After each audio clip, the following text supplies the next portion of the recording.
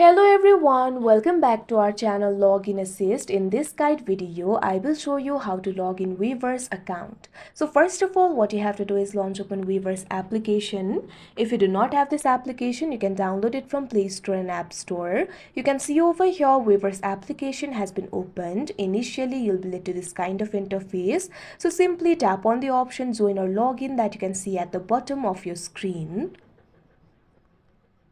Now you'll be led to the login or sign up interface. From here you'll be able to log in or sign up for your account. You can either log in with your email address or X or Google or Apple. So simply tap on the login method that you had used while signing up for your account. Here I'm just going to enter my email address. So tap on the field of email. Now enter the email address over here. Now tap on the option continue with this email.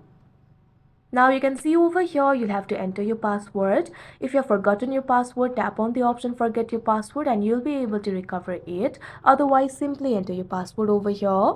Now after entering the password, tap on the login option that you can see on the screen. Now you can see over here you'll easily be logged into your account. So that is how you log in Weverse account. I hope you found this video helpful. Thank you for watching. Make sure to like, share and subscribe to our channel.